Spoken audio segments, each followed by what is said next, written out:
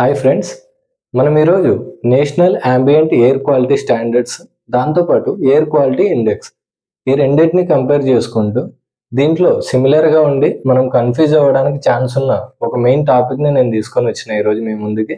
అదేందో తెలుసుకుందాం. ఈ ఎయిర్ క్వాలిటీ స్టాండర్డ్స్ ఏవైతే ఉన్నాయో దీన్ని సిపిసిబి వాళ్ళు సెంట్రల్ పొల్యూషన్ కంట్రోల్ బోర్డ్ అంటాం. వాళ్ళు 1982లో దీన్ని నోటిఫై చేయడం జరిగింది.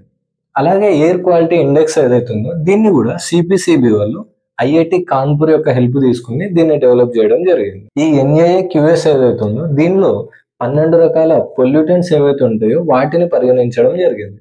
అలాగే ఎయిర్ క్వాలిటీ ఇండెక్స్ వచ్చేసి దీంట్లో 8 రకాల పొల్యూటెంట్స్ ని వాళ్ళు గుర్తించడం జరిగింది. మన ఈరోజు మెయిన్ టాపికే ఈ పొల్యూటెంట్స్ పైన. దీంట్లో మీరు గుర్తుపెట్టుకోవాల్సిన ఫస్ట్ పాయింట్ వచ్చేసి ఈ 12 రకాలు 8 రకాలు ఏవైతే ఉన్నాయో వీటన్నిటిలో ఈ పొల్యూటెంట్స్ లో కార్బన్ డైఆక్సైడ్ అనే దాన్ని పరిగణలోకి తీసుకోలేదు. ఈ పాయింట్ ని మెయిన్ గా మీరు గుర్తుపెట్టుకోండి, ఇక్కడే కన్ఫ్యూజ్ అయ్యే అవకాశం ఉంటుంది. సో నేను ఒక సీక్వెన్స్ ప్రకారం మనకు పలకడానికి ఈజీగా ఉండే విధంగా నేను ఈ 12ని రాయడం జరిగింది.